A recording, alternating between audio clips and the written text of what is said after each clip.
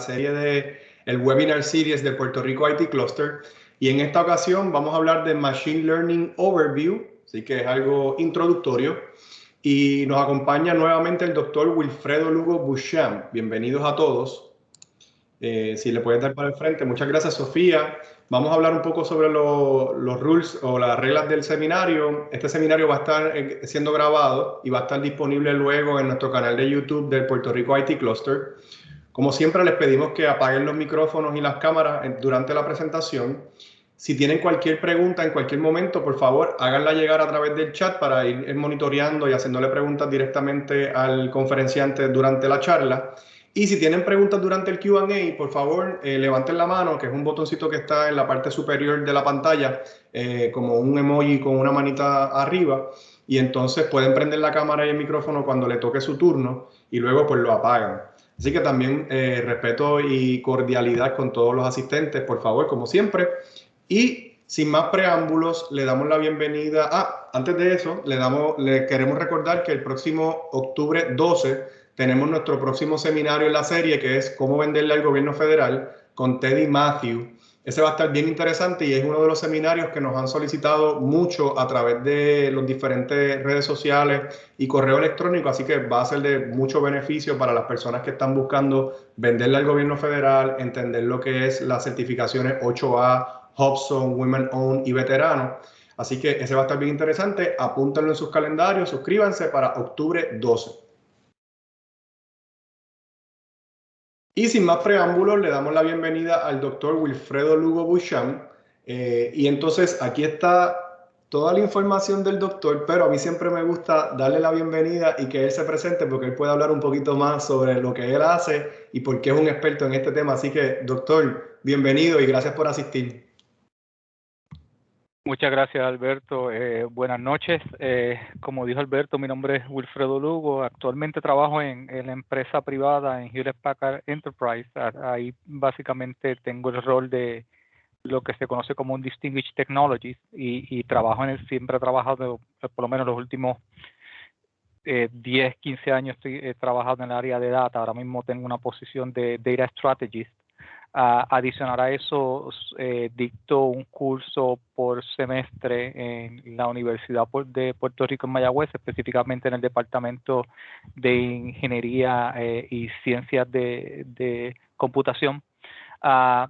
Básicamente lo que vamos a estar hablando en el tema de hoy es una parte de un curso que yo dicto déjame comenzar a presentar.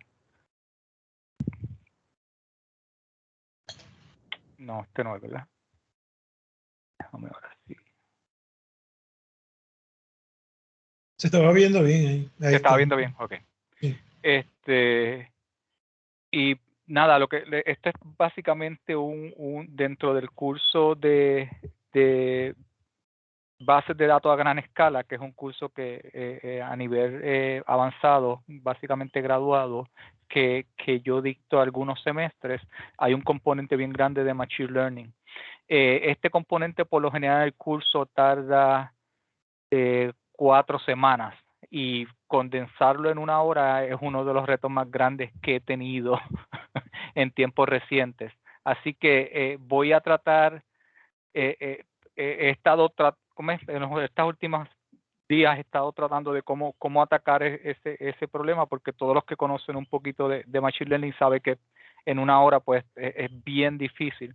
Así que lo que decidí es ir a hacer, tomar una aplicación, ir de lleno a esa aplicación utilizando una técnica bien específica y después de ahí hacer un zoom out y las próximas pues simplemente ir bien rápidamente por encima de ellas. La idea es que entiendan los conceptos básicos al menos de una aplicación y entonces cómo eso se va relacionando con las demás. Pero es bien retante.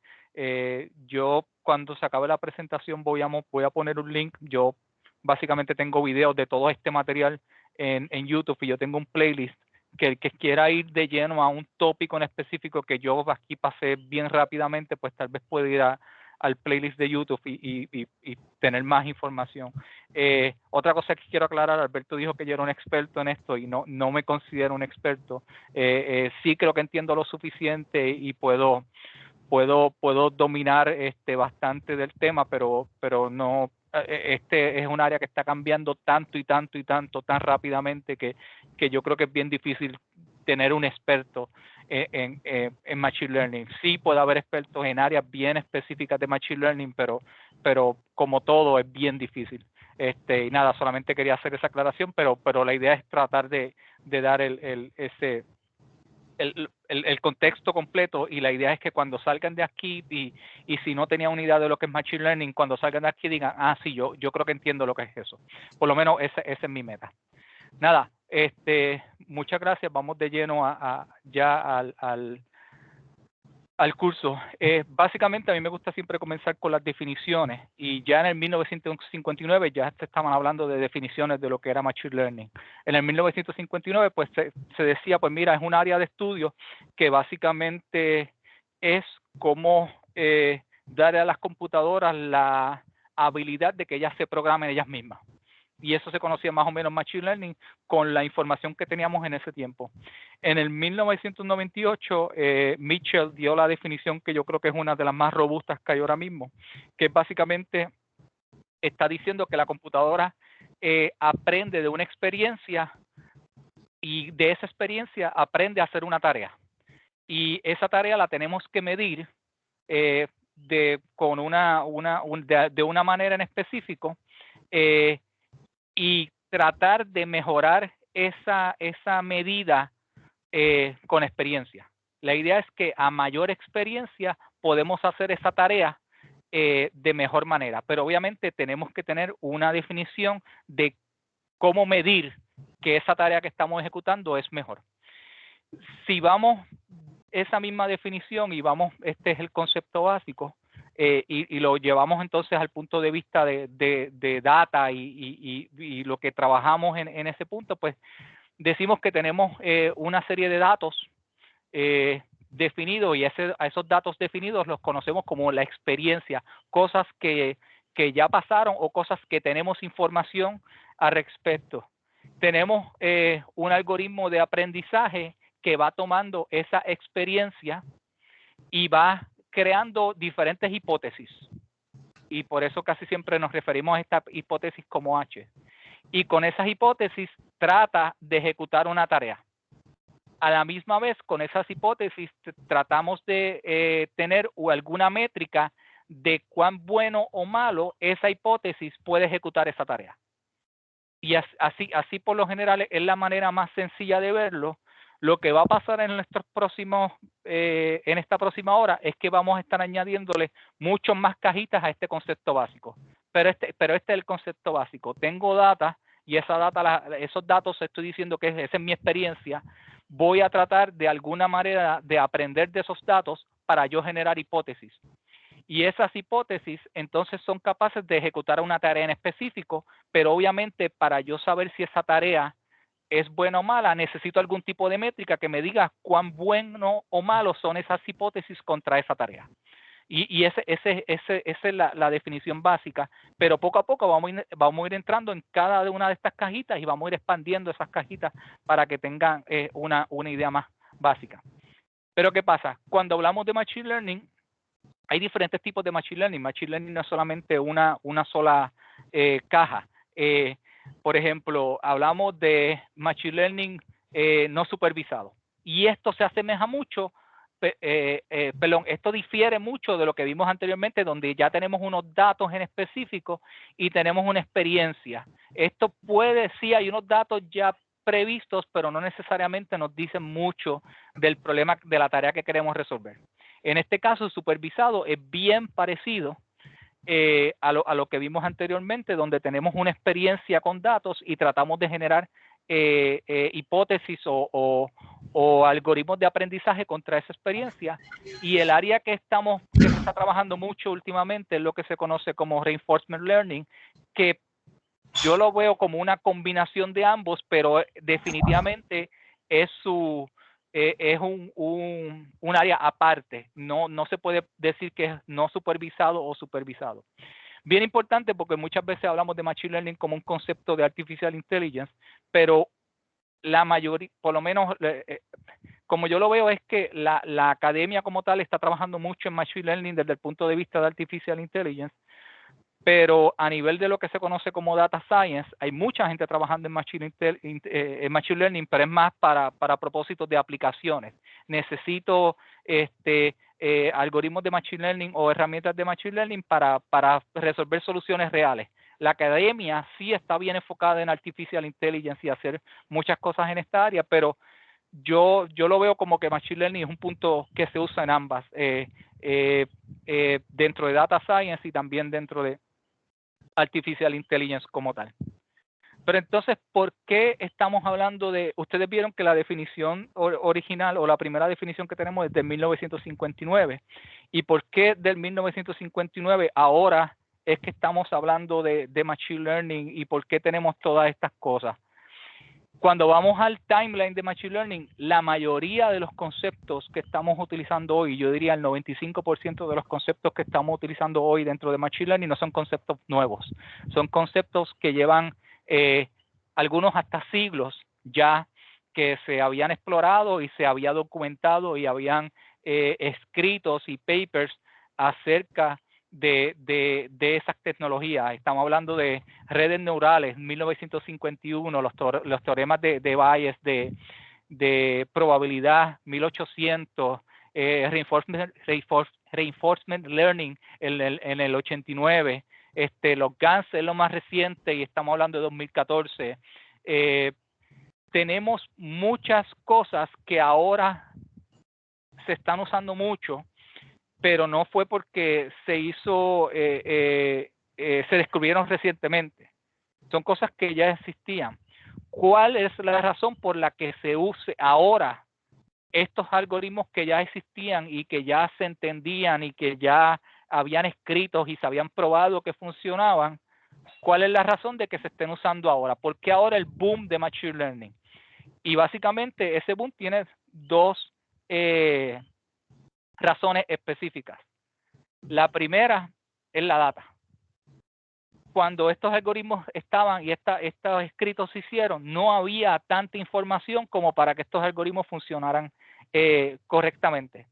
Y otra definitivamente el procesamiento, la capacidad de procesar ese tipo de información. Ahora mismo con los sistemas que tenemos, los avances que se han hecho con los GPUs, los procesadores gráficos y todo este tipo de cosas, la capacidad computacional que tenemos es enorme y nos permite procesar grandes volúmenes de data que hace 6, 7 años no podíamos procesar, porque no teníamos ni la data ni la capacidad computacional. Ahora mismo estamos generando data que estamos doblando la data que existe en el mundo cada 18 meses. A ese nivel, cada año. A ese nivel estamos. Porque la data que estamos generando a través de todos los sistemas y todo lo que llamamos los IoTs y todos los sistemas con sensores, telemetría que se está generando, data de nosotros de comportamiento, toda la información que se está colectando de nosotros en todo momento, esa data es una cantidad increíble. Y ahora tenemos mucha información para que los algoritmos que ya estaban hechos o ya se entendían hace tiempo, ahora comienzan a hacer sentido, y como tenemos la capacidad de procesamiento, pues ahora todo está cayendo en su sitio. Y por eso el boom de Machine Learning en los últimos 4 o 5 años, y es porque tenemos las condiciones ideales en eso. Dado con la teoría, vamos a empezar con un ejemplito bien sencillo. Vamos a trabajar con lo que se conoce como una regresión lineal, pero es un ejemplo bien sencillo para entender el concepto detrás de Machine Learning. Esta es una información que yo saqué del Censo de Agricultura de Puerto Rico, y básicamente ese Censo de Agricultura me da cuántas cuerdas, me da una información que me dice las cuerdas y los quintales de café que se producen por cuerda. A mí me interesa esto porque pues yo tengo una finca y en este momento cuando hice este ejercicio estaba buscando cuál era la mayor, la cosecha que me podía generar mayor producción de acuerdo a la finca que tengo, y entonces pues me puse a hacer este ejercicio no solamente con el café, pero con otros productos, y comencé a hacer este ejercicio en específico. Básicamente utilicé esa data de Agricultura Federal, y pues dado la información que ellos tenían de Puerto Rico, pues tienen una data que dice el número de cuerdas y cuántas toneladas de café se generan por cuerda. Cuando uno hace plotting de esta data, se ve un comportamiento totalmente lineal. Hay una correlación bien alta de esperarse. Mientras más terreno tenemos disponible, pues más cantidad de cosecha. Hay una correlación bien alta. Pues entonces, ¿cómo nosotros podemos trabajar un proceso de tal vez hacer algún tipo de machine learning o de aprendizaje basándonos en esta experiencia? Recuerden la definición que hicimos originalmente, donde tenemos una experiencia, pues esta es la experiencia. En este caso yo tengo data de 68 pueblos en específico, y eso es lo que es mi experiencia. No voy a entrar en la matemática porque no vamos a tener tiempo para entrar en toda la anotación, pero básicamente lo que están ploteando aquí es esta información como tal. Pues entonces vamos a conectar esto a lo que habíamos definido originalmente. Tenemos una información, tenemos una entrada y unas salidas, y esa información ahora yo le llamo mi data de entrenamiento o los datos de entrenamiento. Y ahora yo necesito generar algún tipo de algoritmo o proceso que me genere hipótesis para yo tratar de generar una ecuación que sea compatible con esto.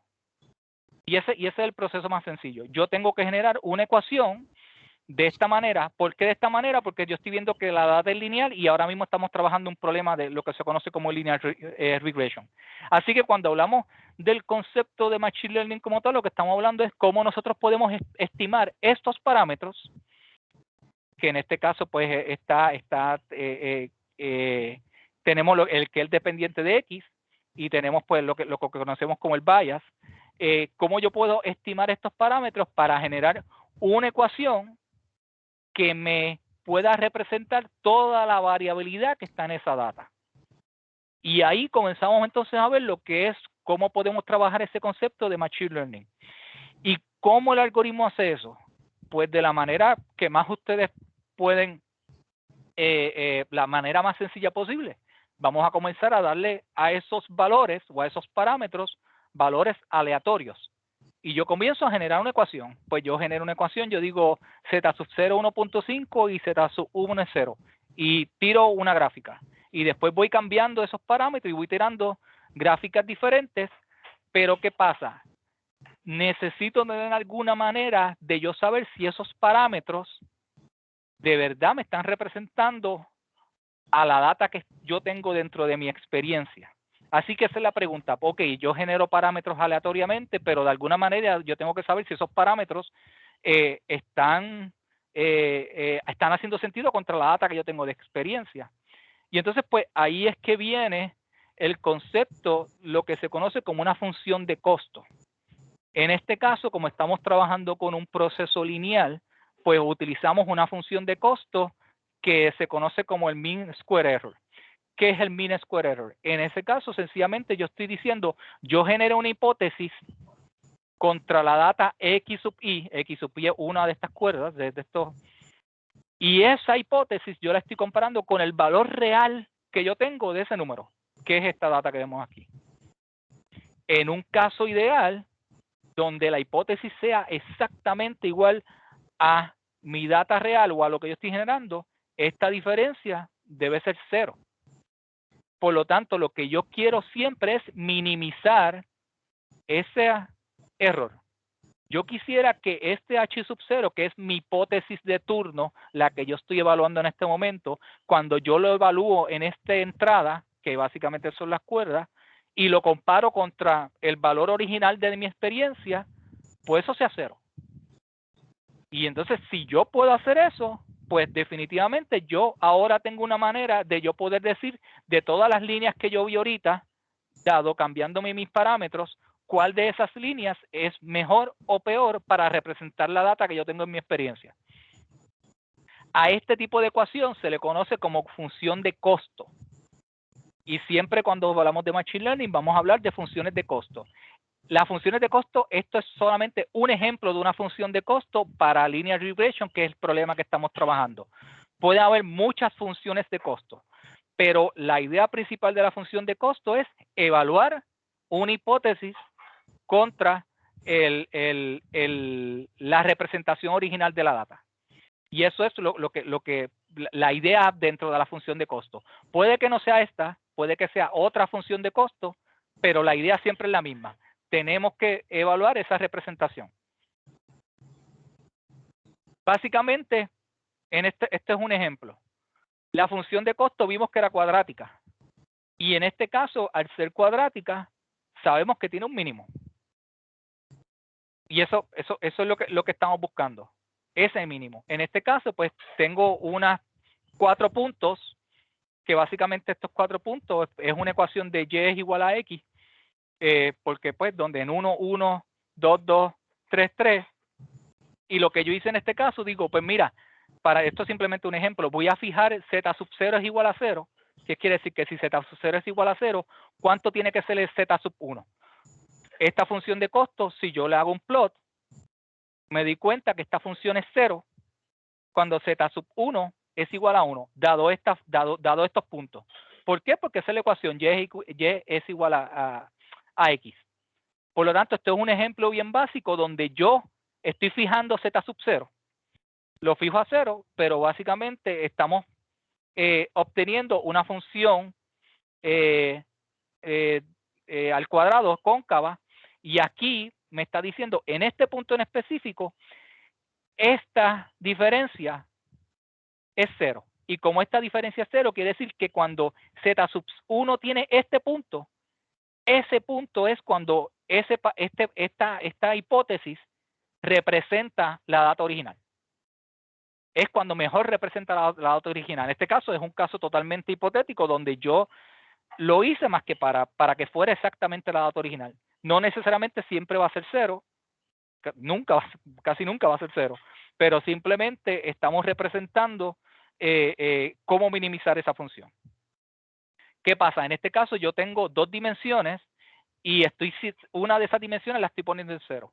Pero en un caso normal, esto es lo que yo tengo. Yo tengo casi siempre funciones cóncavas, en este caso de z sub 1 y z sub 0. En este caso son solamente 2 dimensiones que tengo, pero cuando le voy añadiendo dimensiones, pues entonces seguimos teniendo funciones añadiéndole dimensiones, pero siempre tenemos que buscar ese punto donde la función de costo es lo menor posible. Así que yo tengo que ir bajando y tengo que ir buscando de esta manera donde yo puedo, en estas funciones, donde yo puedo minimizar esa función de costo. Y entonces, ¿cómo hacemos eso? ¿Cómo trabajamos? Si yo tengo este tipo de función y yo quiero buscar el mínimo de esa función, pues básicamente, dado los que han tomado este cálculo y ese tipo de matemática avanzada, lo hacemos básicamente con derivadas. Yo voy sacando la derivada y de acuerdo a esa derivada yo sé si mi pendiente es positiva, si mi pendiente es negativa, y lo que hacemos es que vamos sacando esa derivada, pero la complejidad es que tenemos que sacar derivada basándonos en cada parámetro que queremos estimar. ¿Por qué? Porque para este parámetro yo tengo que buscar el mínimo en esta dirección, pero para este otro parámetro puede que sea en la otra dirección. Así que yo tengo que ir buscando esos mínimos basados en esas diferentes direcciones. Así que las derivadas tienen que ser respectivas a la variable que estoy buscando. Y este concepto se conoce como gradient descent. Y gradient descent, obviamente aquí tenemos la derivada, pero la derivada usted lo que sabe es lo que va a dar en la pendiente de la función de costo. En este caso, imagínense que yo estoy aquí, en este punto, porque el z sub 0 que yo encontré está aquí.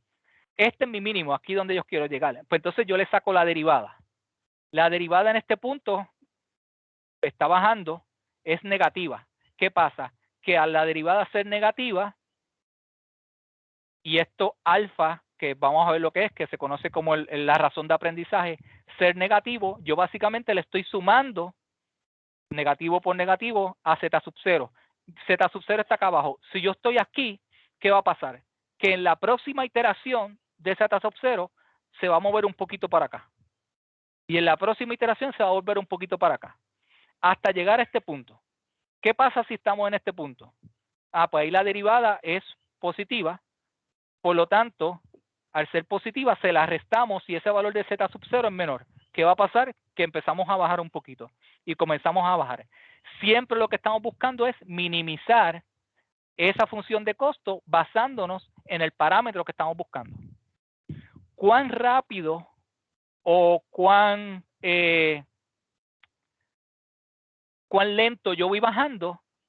Eso que está ahí se conoce como el learning rate. Yo creo que en el backup tengo más información del learning rate, pero básicamente la idea es esto es simplemente una razón que me dice cuán rápido o cuán lento yo voy buscando voy bajando para buscar esos parámetros. Y yo creo que vamos a ver ahorita por qué eso es importante. ¿Por qué no puede ser, pues le pongo un número bien grande al learning rate y simplemente termino bien rápido? Pero básicamente lo que estamos trabajando es esto. Lo mismo que teníamos. Ahora, ¿recuerdan que le dije que le íbamos a ir añadiendo cuadritos? Pues ahora lo que está pasando es que tenemos esa data de experiencia original. Tenemos una función de costo. A esa función de costo le aplicamos gradient descent, que para este ejemplo en específico que estamos utilizando gradient descent, hay otras maneras de hacer esa minimización de la función de costo. Pero para este caso vamos a estar hablando de gradient descent, que es lo más que se usa. Y dado ese gradient descent, yo determino unos parámetros y voy tratando de buscar una función, minimizar la función de costo. Y eso es lo que está pasando en este punto. ¿Cómo yo determino cuándo detenerme? Hay dos maneras. Cuando yo tenga una función de costo bien pequeñita, que yo haya puesto un threshold, de decir, mira, si la función de costo llega a menos que esto, ya yo estoy bien. Eso casi nunca pasa, así que casi siempre vamos bajando de acuerdo a iteraciones. Y yo voy a decir, pues mira, voy a correr esa función de costo y voy a correr 500 iteraciones. Y en esas 500 iteraciones lo que está pasando es que yo estoy buscando parámetros z sub 0 y z sub 1 diferentes para minimizar esa función de costo para llegar a una representación gráfica que sea lo más cercano a la data original. Y ese es el concepto de lo que pasa. Ahorita hablamos del learning rate y sí, tengo esta gráfica aquí.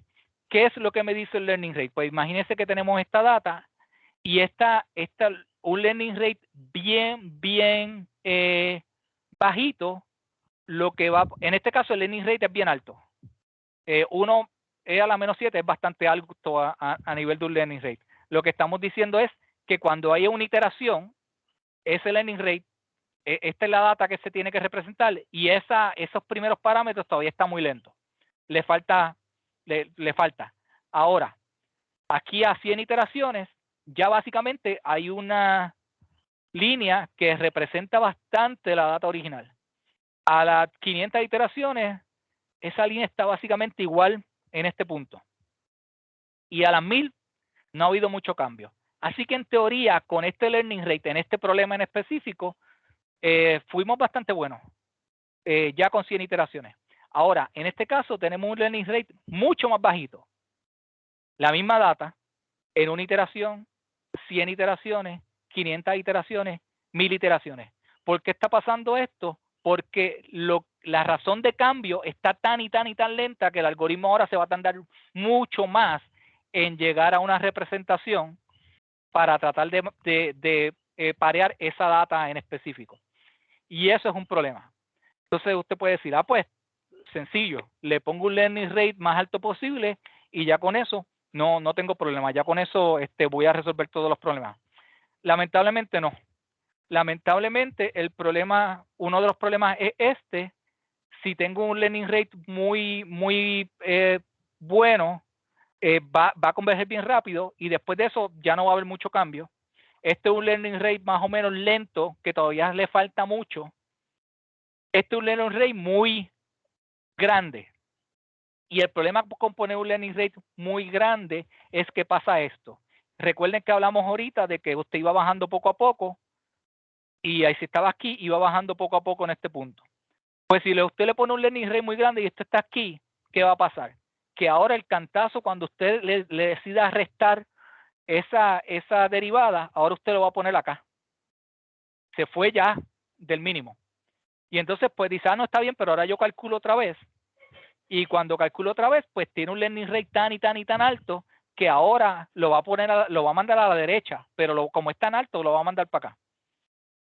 Y al final de cuentas, lo que está saliendo es que se está saliendo del mínimo y ese problema no va a converger.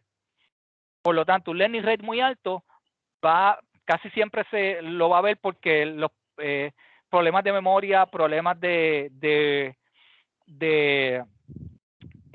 los límites se salieron, mucho, si está trabajando en MATLAB o R, va a haber muchos errores de nota number y todo ese tipo de cosas, porque el learning rate está tan y tan y tan alto que simplemente usted le pasó el mínimo hace tiempo, porque esto lo movió tanto el parámetro que lo sacó del mínimo. Y ese es un problema. Así que, por lo general, hay un área donde esos learning rates son buenos. Así que hay un área óptima. Y el problema es que muchas veces depende del algoritmo que usted está trabajando. Casi siempre el rule of thumb que usamos es que comenzamos con los parámetros default, de que ya me vienen con los optimizers si están familiarizados con las librerías de Machine Learning, con Keras, TensorFlow, PyTorch ahora. Casi muchos de ellos ya tienen un learning rate default. Y entonces, pues, se empieza con eso. Si usted ve cuando saque las gráficas de la función de costo, de que todavía como que le falta, pues entonces usted va jugando con ese learning rate. Pero es algo que se tiene que trabajar muchas veces, problema a problema. Lamentablemente no hay una solución, este es el learning rate para este tipo de problemas. No funciona así. Ok, yo hice un learning rate, tengo una relación y se estimaron estos parámetros y ahora yo tengo una ecuación. Muy bien, ya yo tengo una hipótesis, esa hipótesis bajó, creó los parámetros, ya, terminé. No necesariamente. Ahora, ¿cómo usted prueba que esa hipótesis de verdad funciona? Y entonces usted dice, pero es que yo usé la data y la data esta ya está representada. Sí, pero usted no sabe si eso necesariamente funciona. Así que, ¿qué hacemos? No, pues recuerde la data original que teníamos, vamos a dividirla en dos. Vamos a hacerle trampa al algoritmo. Vamos a darle la mayoría de la data para generar esa función de costo para que él aprenda, pero vamos a guardar un poquito de la data, que recuerden que esta data ya yo sé el output, ya yo sé la cantidad, en este caso ya yo sé la cantidad de toneladas de café. Y ahora yo voy a probar si de verdad ese algoritmo es tan bueno como él cree que es. Y ahora yo le voy a pasar una cantidad de cuerdas y él me va a dar unos quintales y ahora yo lo voy a comparar con los quintales que yo tengo. Y si la diferencia es cercana a cero, ok, pues entonces esa función de costo es bastante buena. Ahora, si la diferencia es bien grande, pues quiere decir que esto no funciona, que hay que hacer algo diferente porque esto aquí no está funcionando. Ahí es lo que llamamos, cuando hablamos de hacer scoring de una métrica, es lo que hacemos en este punto, donde no voy a entrar en la ecuación, pero ¿cómo es? Repito, esto es solamente para este caso de linear regression. Hay diferentes scorings para diferentes algoritmos, pero en este caso básicamente lo que estamos es, ok, tú me dices que este es tu resultado, pero yo tengo el resultado original dado la data y de eso yo voy a sacar una métrica. En este caso la métrica que estamos usando es R square, que básicamente si R square es 1, quiere decir que toda mi data puede ser representada por esa hipótesis y eso es lo mejor que puede pasar. Eso es lo ideal. ¿Por qué? Porque básicamente aquí la diferencia entre estas dos es 0, porque la hipótesis mía puede representar la data exactamente igual que la original y al esto ser 0, esto completo es 0 y lo que me queda es un 1. Así que el R-square básicamente es un número que va de 0 a 1, donde si me da 0.2, ese modelo básicamente no funciona, no sirve. cualquier cosa mayor de 0.8 pues puede ser aceptable. Obviamente todo esto depende de su problema en específico. No hay algo específico que diga, mi métrica, una métrica mayor que tanto es buena. No, es buena dado su problema. Usted tiene que definir eso. Y pues en este caso, ese modelo que yo hice, se le pasó 80% de la data para entrenar el modelo y un 20% para prueba, y me dio un R-score de 0.83. Bastante bueno porque eso lo habíamos visto ya en la data, que era bastante original. Y usted dice, pero es que esto no hace sentido porque eso es linear regression. Pues sí, linear regression es machine learning. Lo que pasa es que en machine learning cogimos un montón de conceptos de estadística y probabilidad y de señales y los pusimos en una caja de herramientas nuevas y le escribimos machine learning. Pues básicamente eso es el concepto. Y lo seguimos explorando y seguimos añadiéndole más herramientas pequeñitas o nuevas, pero básicamente son conceptos que ya existían hace mucho tiempo. Diferentes tipos de métricas. Este es el R-score, pero como le dije, estamos entrando en un ejemplo bien específico, pero no es que esto sea lo único. Hay muchas otras métricas para poder medir el modelo.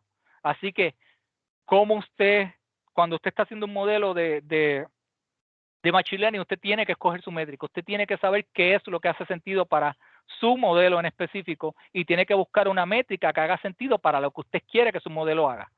En este caso yo saqué esa métrica para los diferentes y pues una métrica bastante buena, pero vieron la data es sencilla, es algo bien fácil, así que no es sorpresa que sea alto el modelo. Ahora, a este modelo ahora yo les quiero añadir otro parámetro y esto se conoce como un feature. Un feature es simplemente otra característica más. Yo tenía las cuerdas y ahora en esa misma data yo tengo una característica que me dice si el café fue cosechado o fue sembrado en sombra o sembrado al sol. Y eso pues es una característica que yo quiero ver si mi modelo predice. Así que, ¿qué yo hago ahora? Esto me dice, pero es que ahora se daña porque eso es texto. Y al ser un texto, pues yo no puedo ponerle un texto a la ecuación. Sí, porque lo que podemos hacer es un encoding en ese texto. Y básicamente decimos, mira, vamos a decir que el coffee ground in the open es un 0 y el coffee ground in the shade es un 1. Nada, y le paso ahora mismo a la data de entrenamiento estos números.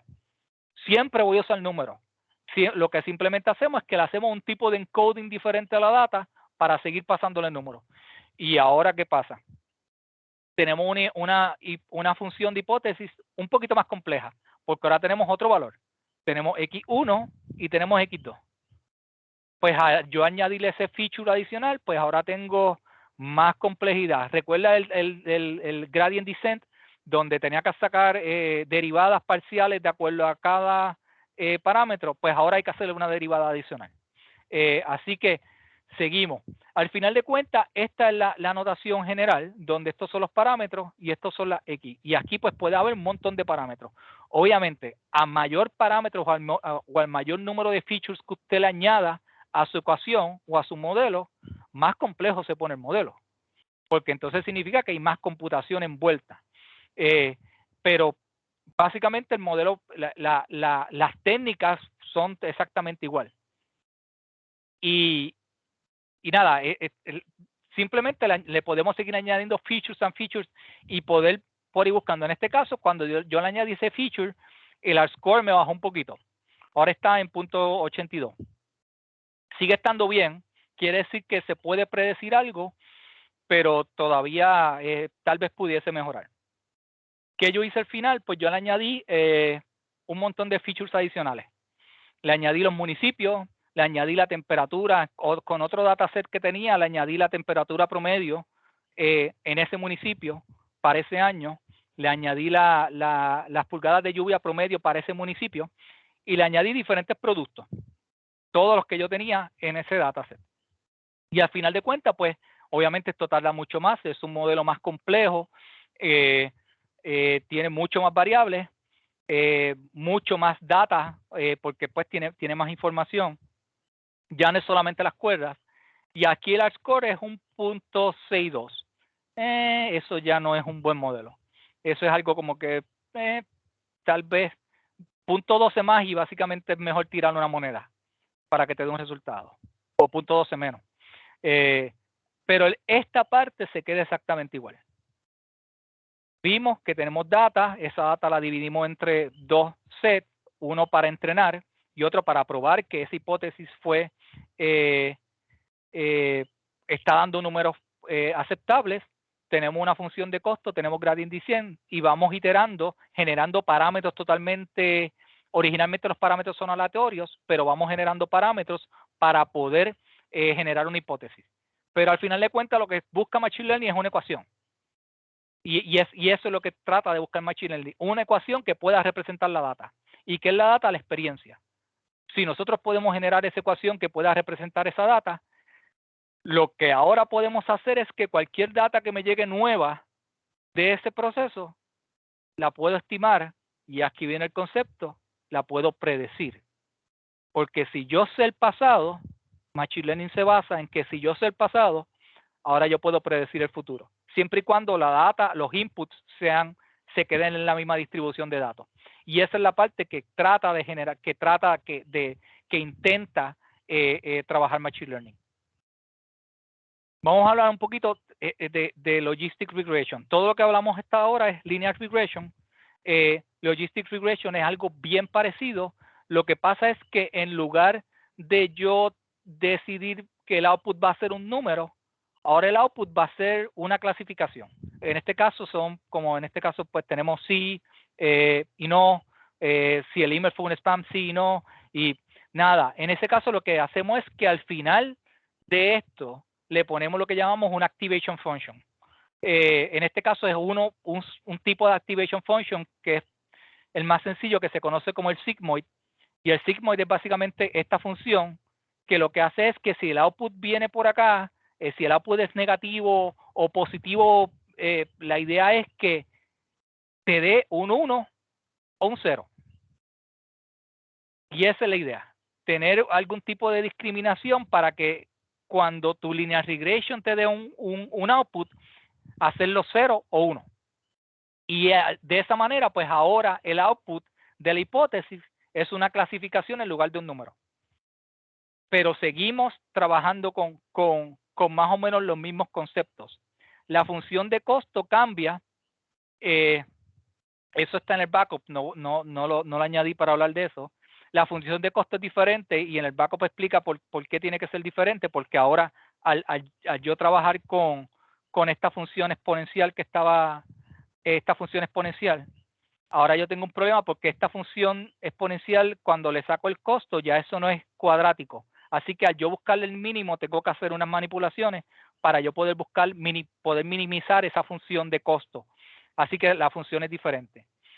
Pero básicamente la data ahora ya no va a ser un número lo que quiero predecir, va a ser una clasificación, va a ser una membresía. Dado esa membresía, por esa membresía tengo una función de costo diferente. Dado que la función de costo es diferente, gradient descent va a ser diferente.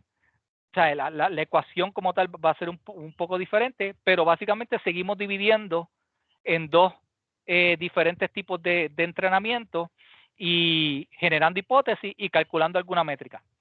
En este caso, las métricas ahora ya no necesariamente son numéricas, porque ahora las métricas son de clasificación, así que tenemos que buscar métricas de clasificación en específico.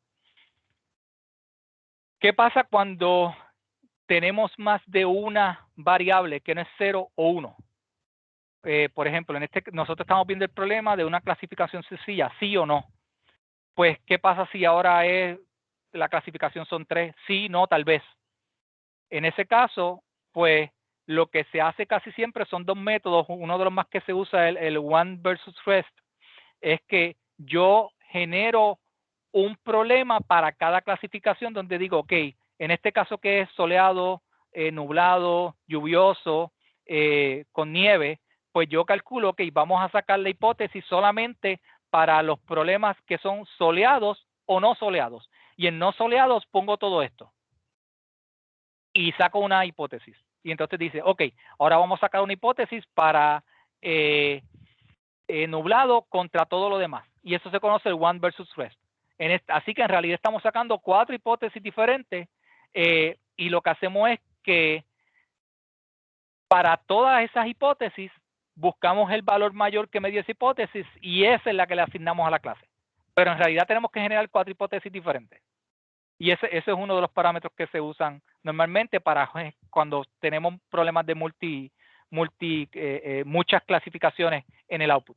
Así que estamos viendo la complejidad. Vimos que cuando añadimos features, tenemos que hacer mucho más computación porque tenemos que hacer más derivadas, más gradient descent y todo este tipo de cosas.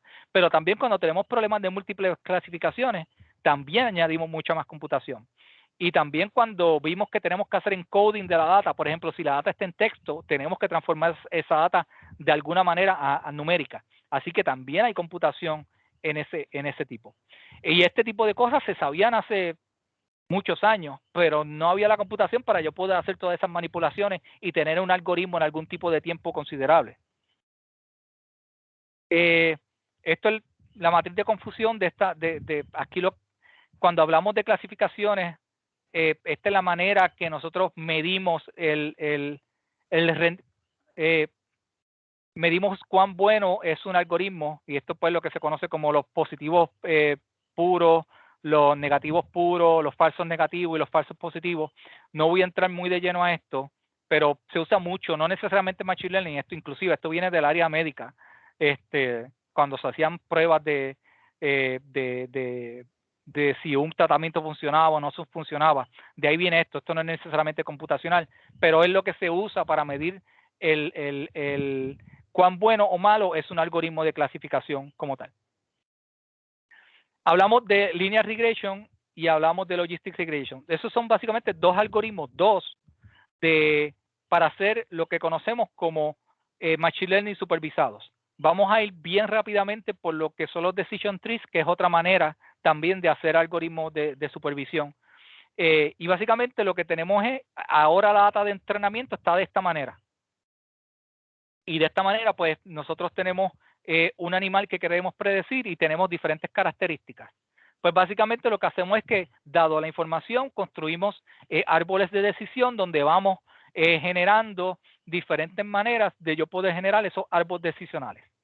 Y hay maneras de yo determinar dónde va cada pregunta. Está en los slides de backups en específico y en el playlist de YouTube creo que hay un video solamente de cómo se hace este tipo utilizando lo que se conoce la razón de impureza de cada pregunta.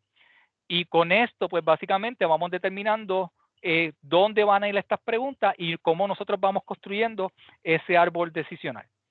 Y Decision Trees es Decision Trees es un algoritmo muy bueno para hacer Machine Learning, porque te coge una data, te genera un árbol y después cuando llega la data nueva, tú utilizas ese Decision Tree y si la data nueva es parecida a la data original, pues puedes llegar a este tipo de predicciones sin necesidad de que la data nueva tenga un output. Y esa es la diferencia. La data nueva no tiene output. La data nueva hay que predecir de acuerdo a estas condiciones cuál es el animal. Y ahora, pues, utilizando ese tipo de árboles decisionales se puede. Hay un tipo de árbol decisional que se conoce como Random Forest y esto se usa mucho en el área de Machine Learning. Y básicamente Random Forest lo que hace es que te crea Decision Trees dado la data, pero la data la recoges random del dataset. Y te genera un montón de árboles, te puede generar 100 árboles. Y esos árboles tienen diferentes maneras de generarse con diferentes features cada uno y te genera muchos árboles y después a cada uno trata de hacer una predicción. Cada uno de estos es un decision tree. Pero esos decision trees son basados en features diferentes de la data, con clases diferentes, y de acuerdo a eso, pues cada árbol te genera una clasificación, y de acuerdo a esa clasificación, pues al final de cuentas lo que hace es que todos los árboles, hay un algoritmo que recoge el output de todos los árboles y decide, la mayoría piensa que es esto. Y esa es la decisión que se toma el Random Forest como tal. Y se usa mucho y les digo, es bien poderoso. Cada vez que yo tengo que hacer un problema que estoy explorando data y quisiera ver si Machine Learning puede ser una solución, Random Forest es como que el algoritmo que es mi primera opción. Es bien rápido y da muy buenos resultados. Muchas veces uno no entiende por qué da tan buenos resultados, pero es muy bueno. Esta random trees es bien parecido a random forest. La diferencia aquí es que los trees los genera completos, a pesar de que también tiene un random feature, pero lo genera completo. Y también es bueno, pero yo por lo general prefiero el random forest como opción. Recuerden que todo esto son decision trees, pero son diferentes maneras de crear decision trees. Gradient boosting es otra manera de decision trees, y lo que hace esto en específico es que él genera una cantidad de árboles decisionales, genera cuando tiene la data de prueba. Con esa data de prueba, él verifica los mismatch. Es decir, mira, estos trees no me pudieron predecir esta data. ¿Por qué? Porque recuerden que la data de prueba ya yo tengo la data original. Y entonces dice, pues vamos a generar trees solamente que se encarguen de ese tipo de generar trees solamente con la data que no pudo matchar la iteración original. Y así él sigue hasta que llega un momento que tiene muchos trees que son totalmente especializados en la data que los primeros trees no pudieron tomar una decisión correcta. Y esto sí se usa mucho. Y el concepto de gradient boosting no necesariamente se hace con trees, se ve mucho en otro tipo de algoritmos donde básicamente el proceso es el mismo. Él dice, pues yo voy a hacer una prueba inicial, y todo lo que salió correcto, pues muy bien, eso lo dejo allá. Todo lo que sale incorrecto, vengan conmigo. Vamos a hacer algo con ustedes solamente. Y de esa manera va moldando la computación a la data como tal. Y se usa mucho. Otro tipo de algoritmos dentro de algoritmos supervisados, no voy a entrar en detalles de ellos, pero son cosas que se usan y las he usado y por eso las tengo aquí, pero no es como que sean los principales. K-nearest neighbor, básicamente tirar data de acuerdo a clusters y generar esos clusters de data. Se usa también en algoritmos supervisados.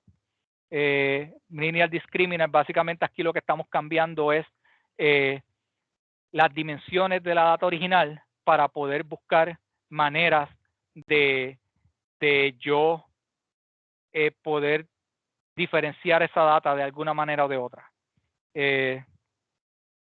Support vector machines, esto también se usa mucho, y aquí básicamente lo que hacemos es que le aplicamos lo que llamamos los kernels a la data para añadirle dimensiones a la data que la data no tiene originalmente. En este caso tenemos una data de una sola dimensión, pero encontramos un kernel que ahora esa data tiene 2 dimensiones porque añadí una dimensión de acuerdo a una manipulación matemática que hice, y al añadirle esa dimensión ahora puedo discriminar entre esos dos tipos de datos.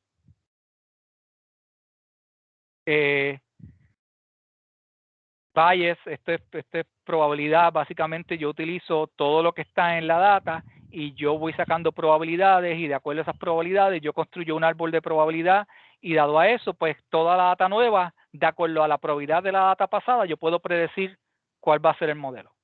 Y esto se usa mucho. El problema que tiene Bias como tal es que asume que todos estos features son totalmente independientes. Y ahí pues puede haber un problema porque no necesariamente el feature A y el feature B son totalmente independientes. Bayes asume que sí. Y para eso se usa entonces lo que son los Bayesian Networks, donde básicamente una persona que ya tiene conocimiento del problema crea un modelo probabilístico donde dice, no, A y B pueden ser de C, en este caso es dependiente de A y B, así que con esto pues ahora yo genero básicamente un modelo bien parecido a lo que teníamos anteriormente de Bayes, pero generando este tipo de modelos como tal, y esto es mucho más robusto que lo que puede proveer el Bayes original, y se usa. Yo he visto mucha gente que lo usa y que como que lo que yo he visto es que es como una religión de que los que lo usan mucho y se quedan con él y lo usan para todo.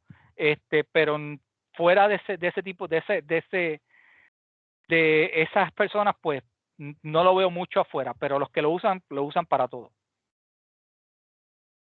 Y básicamente estos son cuando hablamos de otros tipos de algoritmos de Machine Learning, utilizamos esto. Estos algoritmos se conocen como Shallow Learning. ¿Qué son Shallow Learning? Yo lo veo, básicamente mi definición es bien sencilla. Son algoritmos que una persona puede ver la data y puede inferir de acuerdo a una persona experta en la data, puede determinar una clasificación o un resultado de la data. Por ejemplo, las fincas de café, que el ejemplo que di de fincas de café, yo estoy seguro que alguien de extensión agrícola que sea experto en fincas de café puede ver el número de cuerdas y te va a decir los quintales. Y eso pues, ahora pues yo tengo un modelo que hice que lo hace automático utilizando la data, pero un experto podría generar ese resultado sin problema. Y eso yo le llamo shallow learning, porque básicamente son problemas que una persona experta en el tema puede sacar un resultado. Obviamente manual, obviamente buscando información, pero puede llegar a un resultado igual que la computación. La computación es bien rápida, una vez se programe, puede predecir el concepto, pero una persona puede llegar a eso. Ahora, hay un tipo de problema donde no necesariamente las relaciones entre esas ecuaciones y esos parámetros están disponibles. No solamente eso, puede haber un tipo de problema donde usted no sabe ni el comportamiento de la data. ¿Por qué utilizamos linear regression en el primero? Porque vimos que la data era lineal, tenía un comportamiento lineal. Pero hay a veces que usted no entiende ese comportamiento de la data y necesita mucho más, o puede que la data no sea ni lineal, sea un polinomio, o la ecuación de la data sea la raíz cúbica de las cuerdas, o algún tipo de relación de que no es obvia para un ser humano. Pues entonces, ¿qué hacemos ahí? Pues ahí nos vamos a computación más compleja, como lo que llamamos las redes neurales. ¿Qué es la red neural? Cuando hablamos de las redes neurales, básicamente tenemos una unidad básica, que es lo que se conoce como la unidad logística o una neurona. Y una neurona es bien parecido a lo que habíamos visto de Logistic Regression. Tiene una serie de inputs y esos inputs básicamente van a generar una hipótesis. Esta neurona es bien parecido a lo que habíamos visto. Estos son los inputs y entonces cada input de esto tiene una lista de pesos o parámetros que tiene que estimar en este punto para poder llegar a esa hipótesis. Así que eso es lo que se quiere con esa neurona. Y pueden ver una sola neurona como una versión de logistic de linear regression. ¿Qué pasa? Que esto sigue siendo lineal, porque ahora tenemos esa relación y aquí pues podríamos tener una relación lineal dado este concepto, ¿ves? X, Z sub 0. Ahora, ¿qué pasa cuando combinamos múltiples neuronas y a todas las conectamos contra todos? Ahora tenemos lo que llamamos una red neural, un neural network donde la entrada se conoce como el input layer, puede tener n cantidad de layers escondidos que se conoce como los hidden layers y tiene un output layer. Y recuerdan todo aquello que hablamos de gradient descent, donde la función, ahora para tú estimar un parámetro, tienes que sacar las derivadas y de esas derivadas, pues, entonces se modifican los parámetros. Pues imagínense en ese proceso ahora. Imagínense que para yo sacar cuando yo tengo esa hipótesis, ahora yo tengo que cambiar un valor Z sub 0, pues yo tengo que hacerlo con respecto a esta neurona. Pero ¿qué pasa? Esta neurona ahora depende de todas estas. Y todas estas dependen de todas estas. Y todas estas dependen de todas. Así que yo tengo que sacar derivada con respecto a esta, con respecto a todas estas, con respecto a todas estas. Ese proceso se conoce como backpropagation. Eso es bien costoso computacionalmente. Se puede hacer con el hardware que tenemos ahora. Pero entonces ya cuando entramos aquí, estamos entrando a sistemas bien complejos donde se necesita mucha data para poder hacer que toda esta información se propague a través de todo este tipo de los layers de las diferentes. Y esto es lo que se conoce como una red neural. ¿Qué pasa? ¿Cuál es el beneficio de esta red neural? Que puede encontrar patrones y puede encontrar relaciones en la data que no son obvias para un ser humano. Porque con todas estas combinaciones, si logra encontrar de una hipótesis que pueda satisfacer una ecuación que represente la data, muchas veces el ser humano no puede ni entender la ecuación de por qué esa red neural llegó a esa conclusión. Y por lo tanto decimos que esto es black box in nature, que básicamente una red neural te puede dar buenos resultados, pero es bien difícil saber por qué te está dando buenos resultados. Y eso es algo que siempre tenemos que tomar en cuenta cuando tenemos una red neural. Pasa mucho en los trabajos de que tiran una red neural y te dicen, mira, puedo predecirle el 95% de las veces que esto malo va a ocurrir. Y el jefe te dice, magnífico, ¿por qué? ¿Cómo el algoritmo lo hizo? No, es que yo soy un neural network. Eso no es suficiente. Tenemos que ir más allá para entender por qué el neural network, qué encontró el neural network para poder predecir que algo malo va a ocurrir. Y si ahorita sí me da tiempo, me preguntan una anécdota. No quiero hacerla ahora porque no quiero perder tiempo. Pero una anécdota de algo que pasó esto con el COVID. ¿Por qué neural networks? Sencillamente porque tenemos la capacidad computacional, tenemos la data, y ahora lo que estamos viendo es que cuando nos vamos a este concepto que ahora es deep learning, los algoritmos que teníamos anteriormente no podían mejorar en performance, pero ahora con estos algoritmos sí podemos mejorar en performance. Y esto es la revolución que está pasando ahora cuando hablan de deep learning, neural networks, AI, Tesla con carros automáticos. Esto es lo que está pasando en esta área en específico, y casi todo esto es basado en las redes neurales. Y pues este es el boom grande que está pasando en estos momentos. Pero al final de cuentas, recuerden, lo que queremos es la ecuación. Si podemos llegar a esa ecuación, pues magnífico. No voy a entrar, yo creo que ya más o menos hablé de esto, no voy a entrar aquí. Otro tipo de neural networks, que son los que se usa básicamente en los carros automáticos, que es lo que se conoce como los CNNs. Los CNNs básicamente son neural networks que están adaptados para tomar imágenes como input.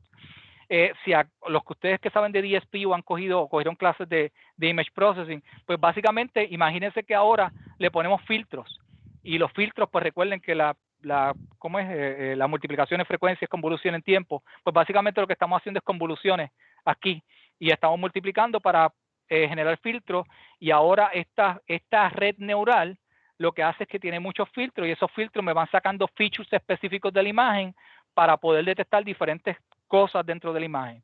Y al final de cuentas me da una ecuación que dice, mira, dado esta imagen que tú entraste, esto es un carro, este otro carro, este otro carro, este otro carro. ¿Por qué? Porque la idea del filtro original era poder predecir los carros en la imagen. Le paso una imagen y él puede hacer esto. Ahora imagínense la computación que tiene que haber para poder hacer esto con video.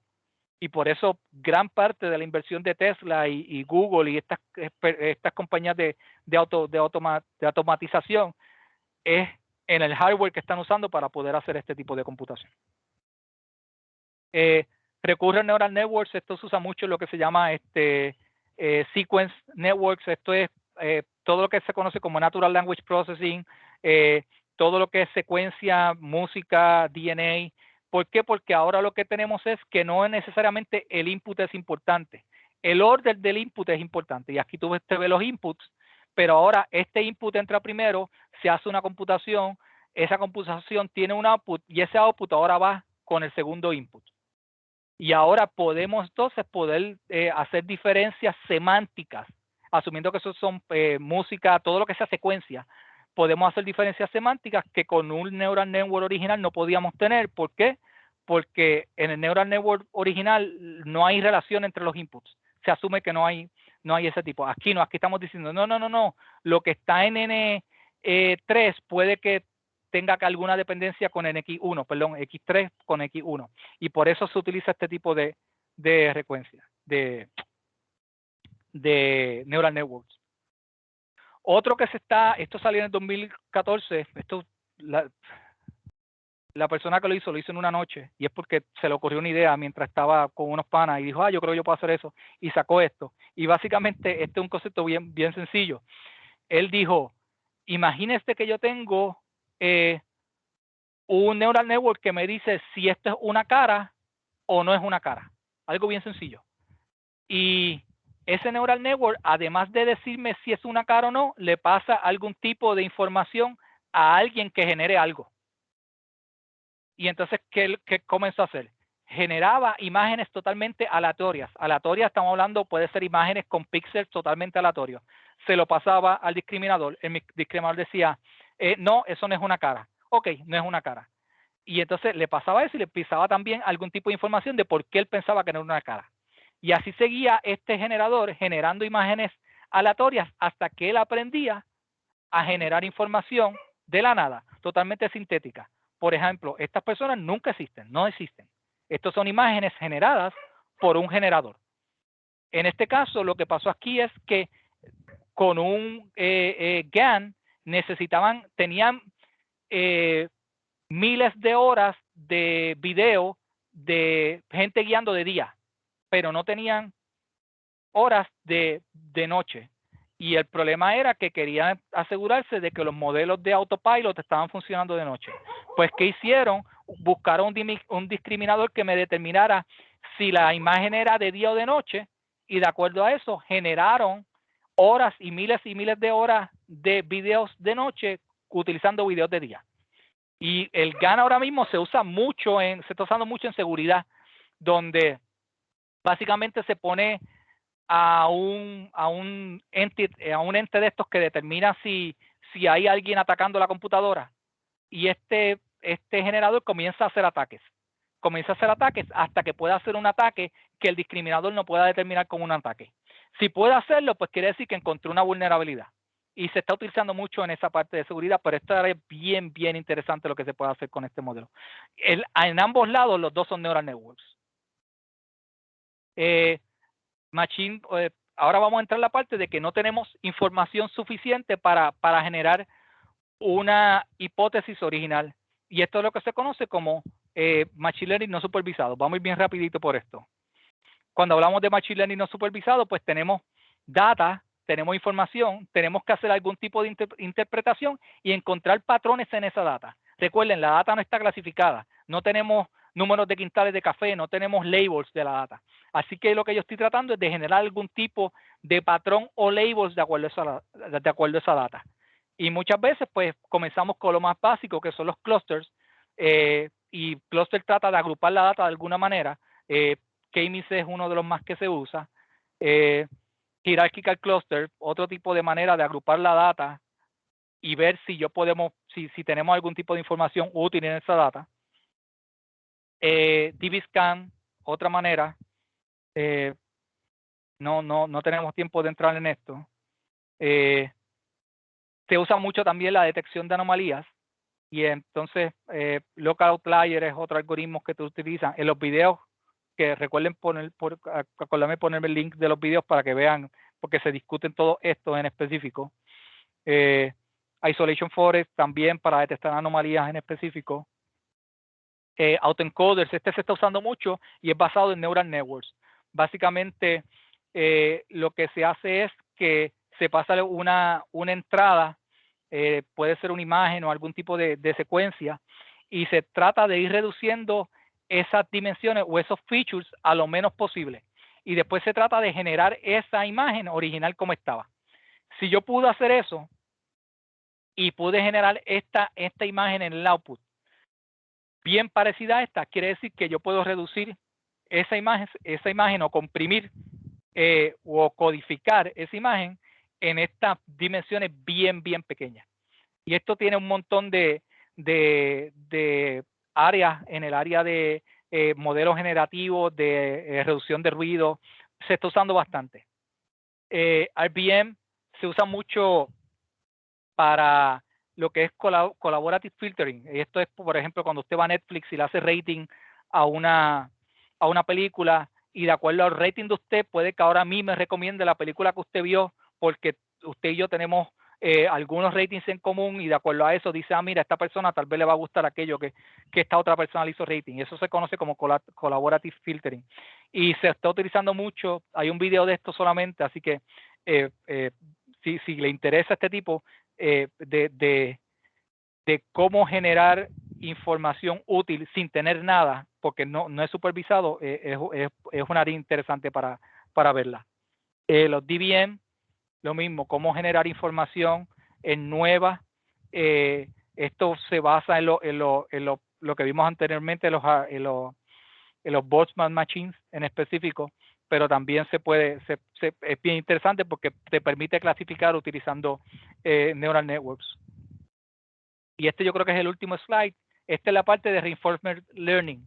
Y Reinforcement Learning no cae ni dentro de supervisado ni no supervisado. Y básicamente lo que tenemos ahí es, imagínense que yo tengo un agent como tal.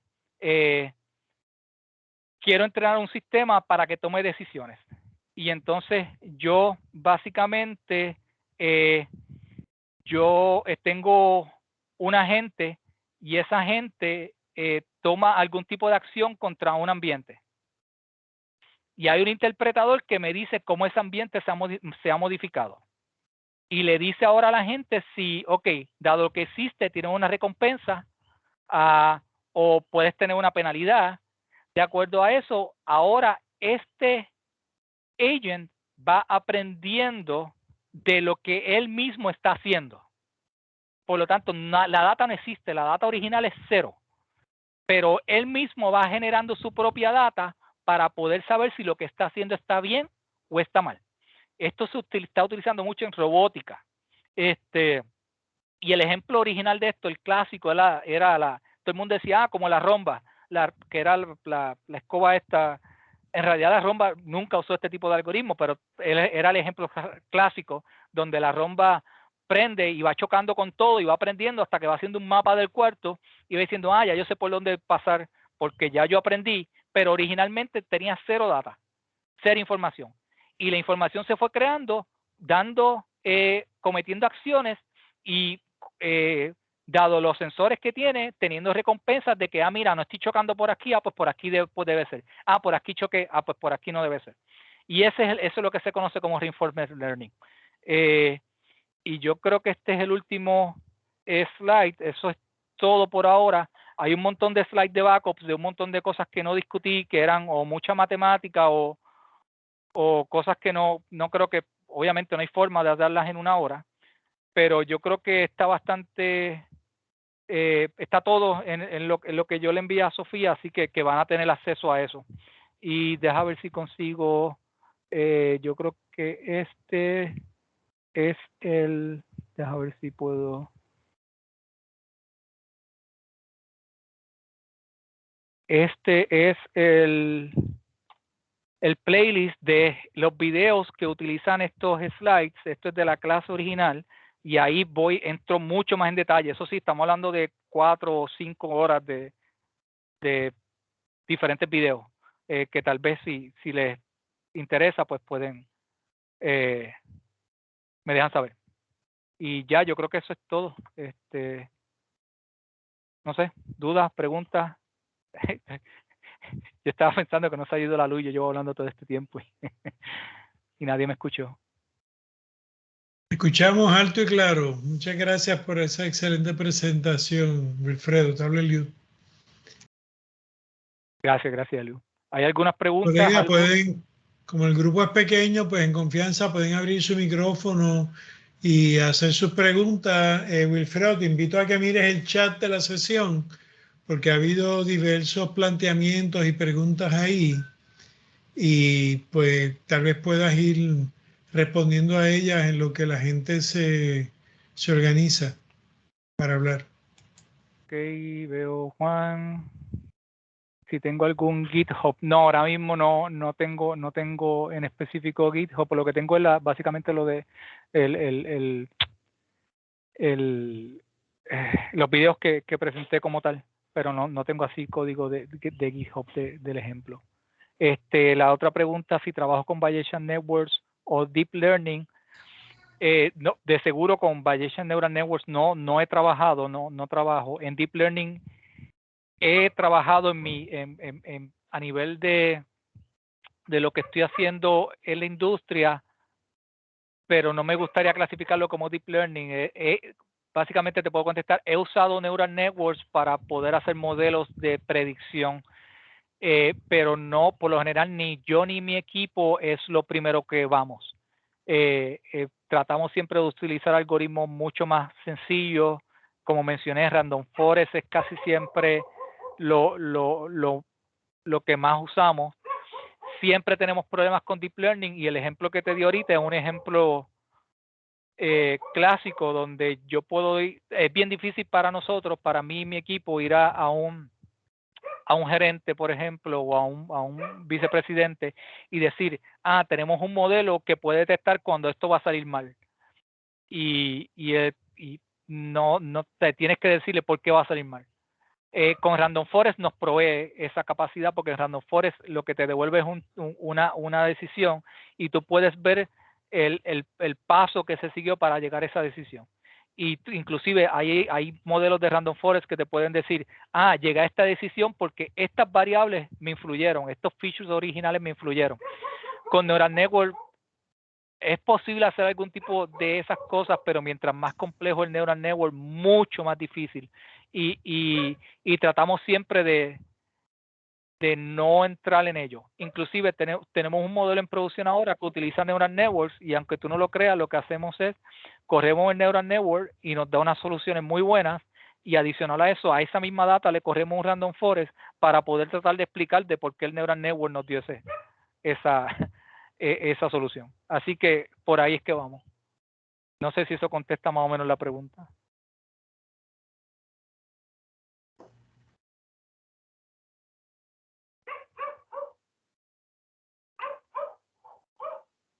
Básicamente para Random Forest lo que utilizo, nosotros utilizamos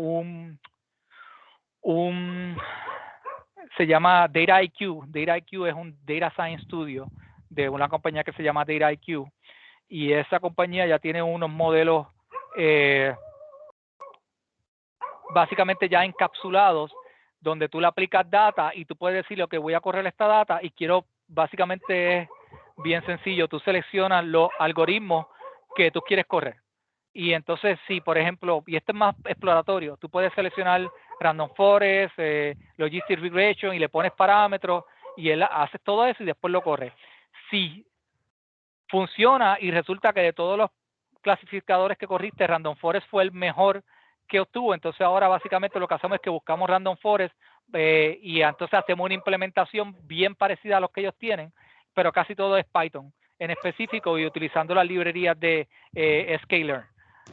Casi siempre eso es lo que usamos para eso. Todo lo que es Shallow Learning es Python, Sklearn. Ahora se está entrando un poquito en PyTorch, pero bien poco. Hola, buenas, doctor Lugo. Muchas gracias. Si le puedo hacer alguna pregunta. Sí. Hola, buenas, le habla Juan Vázquez. Saludos, Juan. La pregunta es, ¿cómo ve el estado de Machine Learning en Puerto Rico a nivel de industria y si es un campo que está creciendo en la isla? Yo creo, a mí lo que me asusta es que yo estoy viendo yo estoy viendo mucho hype de gerentes o de personas atadas a la tecnología que dicen tenemos que hacer Machine Learning o tenemos que hacer algo de Machine Learning. ¿Por qué? Porque quieren sacar una presentación de que mi compañía está haciendo Machine Learning, pero no necesariamente entienden lo que el concepto de Machine Learning conlleva o lo que es. Y a mí me preocupa eso porque eso está dando los cimientos para un proyecto fallido.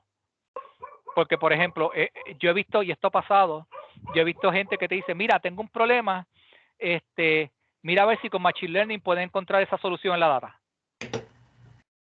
Eso es todo, ¿sabes? No es ni que, yo quisiera predecir esto. No, mira, tengo un montón de data, mira, a ver, utiliza Machine Learning y Machine Learning va a encontrar el problema. Y eso es peligroso porque obviamente va a haber gente que va a decir, sí, vamos a meterle mano, pero entonces van a estar 3, 4, 5, 6, 7, 8 meses y lo que va a pasar es que se va a llevar una mala reputación de que Machine Learning no sirve. Porque yo tuve 5 developers 6 meses trabajando y con Machine Learning no pudieron llegar a nada. Pues sí, seguro porque el problema no estaba formado. El problema fue, mira, tira data ahí y trata de resolverlo de alguna manera que tú creas. Y eso es problemático. Yo creo que se está usando Machine Learning, sé de compañeros que trabajan en la industria, pero es básicamente bien yo creo que los casos exitosos son no es este tipo de problema complejo. Los casos exitosos es que, mira, yo tenía antes 3 personas que tenían que mirar un Excel para tomar una decisión de algo. Pues ahora eso se puede hacer Machine Learning. Ese tipo de casos es mucho más fácil, y si todo el mundo entendiera que eso se puede hacer con Machine Learning, yo pienso que el área sería mucho más robusta, pero todo el mundo se está enfocando en Machine Learning para resolver los problemas que nadie nunca ha podido resolver. Sí, claro. Y ahí es que yo creo que está el problema. Y eso es un punto bien válido. Mi pregunta iba en cuanto a, obviamente, se ha traído mucha industria tecnológica a Puerto Rico con los incentivos recientes, y muchas compañías de tecnología se están relocalizando, pero no se ha visto en cuanto a los trabajos en el área de Machine Learning, Data Science, no están como tal llegando a la isla. No sé si es que el expertise todavía no está o que no está faltando. No, yo creo que en Data Science he visto bastante. He visto mucho, por ejemplo, en LinkedIn yo siempre trato de estar viendo todas las posiciones que están saliendo en Puerto Rico, y en LinkedIn, por ejemplo, en Data Science he visto bastante resurgir. El problema también tenemos lo mismo. Se le llama Data Science a hacerle un reporte en Tableau. Y entonces pues también tiene que ver mucho con eso, de que hay muchas posiciones por ahí que no necesariamente son Data Science, pero están ahí. Y entonces pues ahí es que yo creo, pero yo creo que está saliendo, y ya sabes, es como todo. Yo no creo que sea un problema de Puerto Rico como tal. Yo creo que todas las compañías todavía están entendiendo qué van a hacer con Machine Learning, todavía están entendiendo qué es Data Science, y todavía están entendiendo cómo yo puedo usar eso para mi compañía. Entonces tú ves mucha gente. El otro día yo vi una posición que decía que la persona tenía que tener 10 años de experiencia en Kubernetes. Kubernetes no lleva 10 años. Exacto. Entonces, pero eso es lo que están buscando, porque dice, no, yo quiero un experto en Kubernetes. Entonces, y no es Puerto Rico, no es Puerto Rico. Yo creo que hay un hype, y se hace difícil las compañías todavía no entienden bien qué es lo que necesitan, qué es lo que quieren, pero quieren, a la misma vez tienen el fear of missing out. Tengo que tener un data science porque ese es el futuro, y tengo que tener machine learning porque ese es el futuro, aunque yo no sepa qué quiero hacer con machine learning o que no sepa qué quiero hacer con data science. Y yo creo que ahí estamos. Obviamente hay compañías de los startups que se están formando que ya sí tienen un concepto bien claro y ya saben lo que quieren, y son gente que están bien orientadas a algo bien específico, pero eso yo creo que son los menos. Ok, punto válido. Y en cuanto a oferta académica, ¿se han creado programas para fomentar a nivel académico skills en data science? Sí, por lo menos le puedo hablar a nivel del programa que yo trabajo pues el programa de Mayagüez de ingeniería de computación. Por ejemplo, yo obviamente doy el curso de análisis de datos a gran escala, que se conoce como Big Data Analytics, y ahí pues obviamente está ese concepto. Se da el curso de Machine Learning. Ahora mismo se aprobó una propuesta en el departamento para traer específico, es algo de wearables technologies, de cómo todo el mundo tenga devices que recolecten data, ese tipo de como los celulares, pero cómo se va a procesar esa data. Ahora mismo mi departamento se le hizo hiring a una persona que viene del área de redes neurales, y comenzó a dar clases ahora. Se espera que se abra una posición en el área de data science específica, y tenemos otra en el área de sensores que se va a abrir pronto. O sea, yo creo que la academia poco a poco se está acomodando, pero obviamente la academia muchas veces es un reflejo de los research que está allá afuera, y si se aprueba un research en esa área, pues entonces la academia se ajusta a buscar ese funding, y eso está pasando. Y a nivel de currículo hay cursos de Machine Learning, ya hay cursos de Data Science, hay cursos específicos de Data Management, que yo creo que hay algo por ahí que se está moviendo. A nivel de programas específicos de Data Science, en Puerto Rico yo creo que no hay ninguno ahora mismo, pero sí, yo sé que AVET el año pasado, yo también trabajo con AVET, y AVET el año pasado sacó la definición de lo que es Data Science. Ya este año hay 6 programas en Estados Unidos que se están certificando como para poder ofrecer bachilleratos en Data Science, pero son los primeros 6. Pero hay también un realineamiento en la industria de definir lo que es data science, ingeniería de datos, ingeniería de machine learning. Yo creo que eso va a tardar más tiempo. Yo creo que eso va a tardar más tiempo. Yo creo que la academia tiene que empezar, y la academia ya yo creo que está dando los primeros pasos. Abbott en específico está definiendo eso, pero la industria va a tardar más tiempo. Yo veo esto como, no sé si recuerda el 80, lo que era Project Management. Project Management en los 80 nadie sabía qué era. Era como que tú eres Project Manager, pero ¿cuáles eran los skills que tú tenías que tener? ¿Qué era lo que hacía un Project Manager? Yo sé hacer un Gantt chart, pues. Y ahora no, ahora Project Management está bien definido y tú sabes lo que es y tienen los diferentes etapas y ese tipo de cosas. Yo creo que Data Science va a llegar ahí. Ahora mismo no estamos ahí. Ahí está todo ligado en una bolsa que se le llama Data Science, pero ahí está el Machine Learning Engineer, está el Data Analyst, está el Data Engineer, y no está claro todavía, y no es culpa de la industria. Yo creo que es culpa de que hubo una necesidad bien grande y no había cómo nombrarle y se le puso un label bien grande a todo el mundo.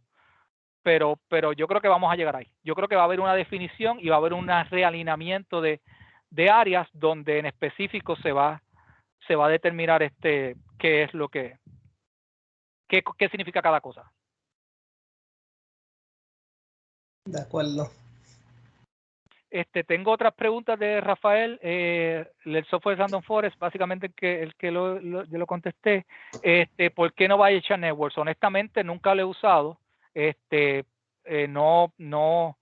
sea, para mí Random Forest es bien fácil de usar. No sé, tal vez Bayesian Networks sea mejor y más fácil, pero como nunca lo he usado, pues no sé. Yo tal vez tiene que ver de que nunca he encontrado alguna librería en específico de Bayesian Networks y decir, pues mira, voy a usar esto utilizando Bayesian Networks, pero tengo que admitir de que básicamente es porque no lo he usado. Tal vez sea mejor solución, más fácil, más rápida, pero no tengo la experiencia. Feature Selection definitivamente es un área que trabajamos mucho. No cubrí nada de eso aquí en específico, pero sí, cuando hablamos de Feature Selection es, ok, en este caso yo tengo 3, 4, 10 inputs, pero puede que tenga una tabla con 400 features. ¿Cuáles de esos son los que yo voy a poner en el algoritmo? Y entonces pues hay diferentes técnicas para eso, tratar de buscar si hay features redundantes en específico, tratar de ver cuál se pueden combinar features en uno solo. Hay muchas técnicas. Hay ya librerías que hacen bastante de feature selection, o por lo menos tratan de hacer feature selection, pero también se usa mucho el brute force. Vamos a escoger estos features primero y después vamos a ver cómo salen los algoritmos. Inclusive ahora mismo yo estoy trabajando con un estudiante doctoral que está haciendo unas cosas de machine learning y uno de los componentes que ya tiene es literalmente brute force de feature selection. ¿Por qué? Porque tenemos la computación. Y se pasa escogiendo y encuentra features y de acuerdo a eso entonces hace unas clasificaciones en específico. Pero sí, es un área bien importante y ahora mismo yo por lo menos no tengo nada en la presentación que hable de feature selection, pero sí la trabajamos, pero tal vez no sé, tal vez sea de que los software que por lo menos que nosotros usamos ya te hacen mucho de ese trabajo y entonces pues yo no me preocupo mucho por el feature selection y me preocupo más por la parte del algoritmo porque hay muchas técnicas y muchas cosas que ya el software que usamos te da ciertos hints de que esta data es inútil, esta data sí se puede usar. No, tal vez eso, no sé, tal vez bias y por eso no lo incluí. ¿Alguna otra pregunta o duda?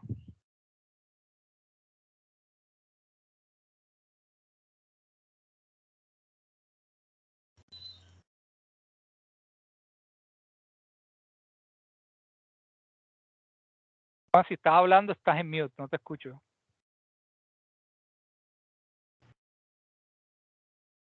Una gran parte del trabajo de un científico de datos es hacer el tuning del modelo. lo que es el hyperparameter tuning, ¿verdad? Esa área no se discutió, pero es, yo diría, una de las áreas también bien importantes en el análisis. Sí, yo lo que hice, hay una parte bien que no, cuando yo doy esta presentación yo le he dado de 3 horas, y hay una parte que habla de la estrategia, de cómo trabajar las diferentes estrategias. Entonces te habla de lo que es la varianza y el bias, y cómo trabajar con ese tipo de estrategias para ajustar los parámetros. Entonces, por ejemplo, si tienes mucho bias y hace overfitting, underfitting, y entonces pues ahí te dice, pues mira, tienes que tal vez ir al algoritmo como tal para cambiar los parámetros en específico, para tal vez hacerlo más complejo, no es complejo, pero de verdad que no daba tiempo para hacer ese tipo de análisis completo. Esta parte de bias y variance es básicamente 1 hora ella sola. Así que, sí.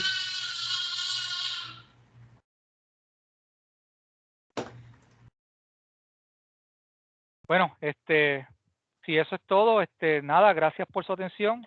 Yo sé que no es fácil sacar este tiempo así de día en semana, así que gracias por su atención, y espero que le haya ayudado en algo. Yo le envié el PDF a Sofía en específico, así que esto se le va a estar haciendo llegar a ustedes. Sí, gracias, Wilfredo. Estaremos compartiendo esto a través del mailing, y se va a subir la grabación en nuestro canal de YouTube. Así que gracias a todos por conectarse, y gracias, Wilfredo, a ti por la presentación tan excelente. Que tengan buenas noches todos. Bien, igual.